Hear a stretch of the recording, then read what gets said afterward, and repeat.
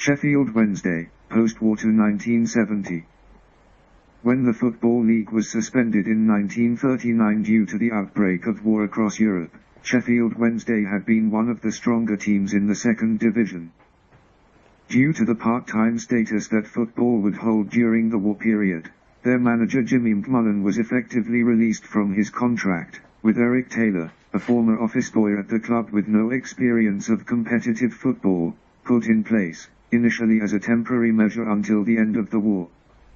His role was what would be considered in modern footballing terms as a director of football, with coaches working underneath him taking care of the on-the-field matters, although as secretary forward/manager as he was known, he would probably have had a greater level of responsibility with the running of the club than the modern version of the role.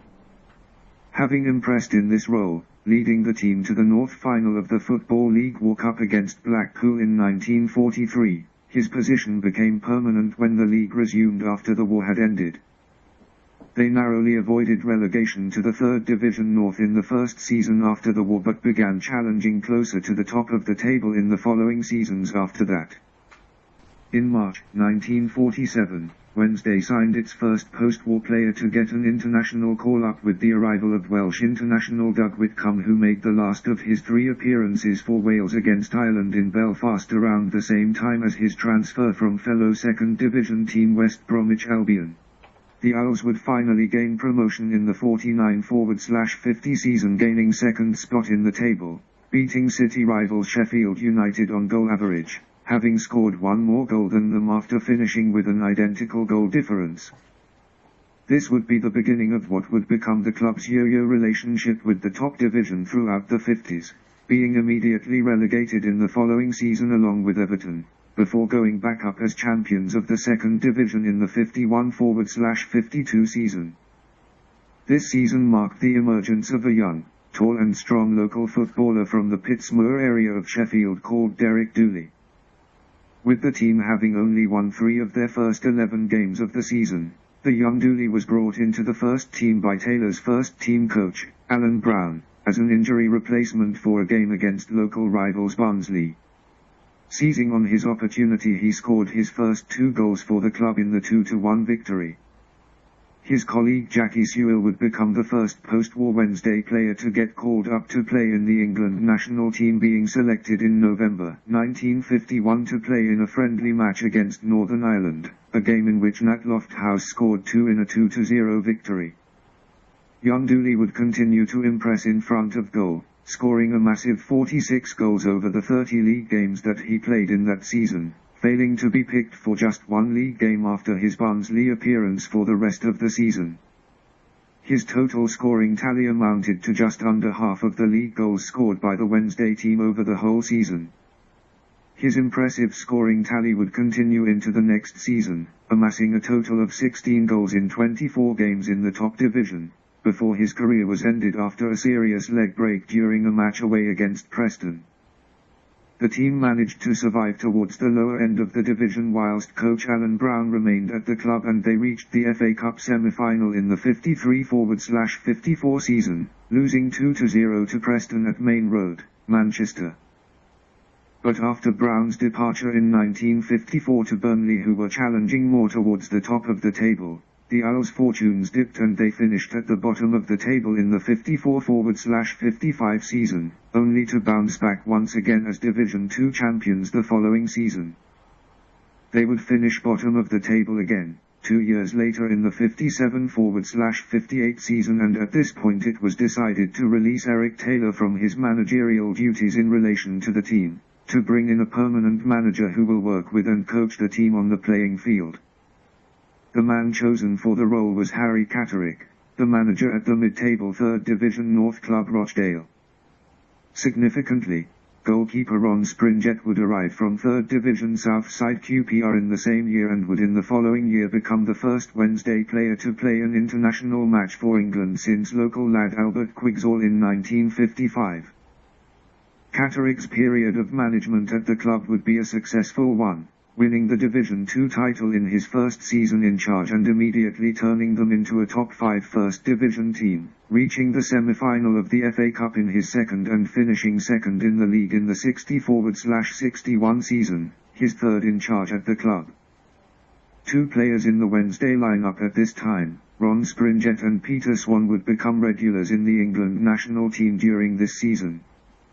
Ironically, Catterick left the club 2 games before the season was complete to become the manager of Everton, the team that had just beaten them at Hillsborough before his departure, a defeat that would spell the end of any hope of Wednesday snatching the title away from league leaders Tottenham, who they had recently defeated away. Sheffield Wednesday moved swiftly to appoint Vic Buckingham from Ajax, one of a steady line of Englishmen to be in charge at that Dutch club. He had previous experience of management in the First Division, coming close to winning the double with West Bromwich Albion in 1954, winning the FA Cup final that year against Preston and finishing second in the league behind Wolves. From his days as a manager at amateur level, he had encouraged a give-and-go style of possession football that was ahead of its time and was very much frowned upon by his peers at the top of English football. Despite being able to keep West Bromwich Albion challenging towards the top of the First Division table, he left in 1959 frustrated by the response to his methods, to become the manager at Ajax, winning the Dutch league title in the 1959-60 season. At the beginning of the 61-62 season, England played a World Cup qualification match at Highbury against Luxembourg.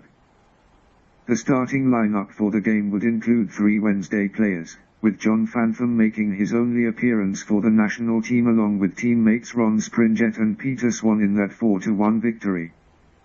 Future England manager Bobby Robson would feature in the lineup for this game, and Bobby Charlton would score 2 of England's goals against the part-timers to continue his amazing scoring record at national level, scoring 23 goals in 28 games. Buckingham's experience of European football will have influenced Wednesday's entrance into the Intercities Fairs Cup in the following season, beating Lyon and Roma to qualify for the quarter-finals against Barcelona.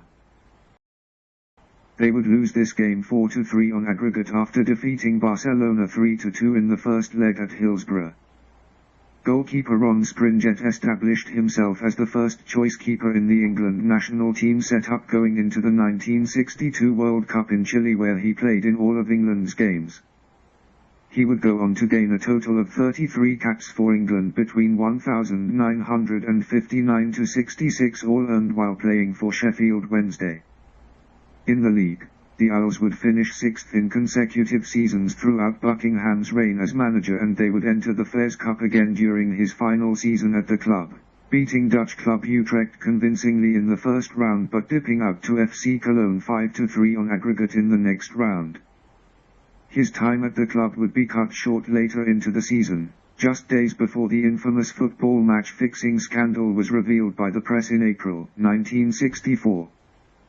This involved 3 Sheffield Wednesday players including former England international Peter Swan, all who had agreed to influence a game in the previous season away to the reigning league champions Ipswich Town on behalf of an illegal betting syndicate. All 3 players would receive short prison sentences as well as being banned from playing football by the FA. Though there was no suggestion of Buckingham's involvement in the alleged match-fixing incident, the stain left on his reputation by the occurrence was damaging, with his coaching methods being considered, without justification, partly to blame for player indiscipline, leading to his dismissal and a return to Ajax, where in his short second spell there, he would hand a debut to a 17-year-old Johan Cruyff. His position at Hillsborough would be taken over by the club's former coach of a decade before, Alan Brown, whose decision to join would shock the Sunderland side that he had just guided to promotion into Division 1. During his tenure at the club, Brown would restore some pride into the club, guiding them to the final of the FA Cup in 1966, although by then they had become a mid-table First Division team. Eric Taylor, still working in the background at the club, had managed to secure funding to make improvements to the Hillsborough Stadium in his successful bid for it to be selected as one of the venues used during the 1966 World Cup. Ron Springett would leave the club at the end of the 66-67 season to return to his former club QPR, who had just won the 3rd Division Championship and were surprisingly also the reigning League Cup champions. His younger brother Peter Scringet would come to Wednesday in the opposite direction as part of the deal. Manager Alan Brown would also leave, making a return to an improving Sunderland team during the second half of the 67/68 season, with Jack Marshall leaving second division Blackburn Rovers to take over. Jim McCauley, who scored a goal in Wednesday's FA Cup final loss against Everton, would turn out to be the last Sheffield Wednesday player to get a call-up into his international team during their time in the top flight throughout the 60s. He would make his debut in Scotland's unexpected win over world champions England in 1967 at Wembley, scoring the third goal in their 3-2 victory, and made his final appearance as a Wednesday player in a friendly away win against Denmark during the October of 1968, in a team captained by Leeds United's Billy Bremner. With the Wednesday team's fortunes not showing signs of improvements in the league, Marshall's time at the club was only to last just over a year, with Danny Williams, the manager of the third division promotion contender Swindon Town, taking over in 1969. But Sheffield Wednesday would finally be relegated from the first division at the end of the 69/70 season in what was to become a 15-year absence from the top flight of English football.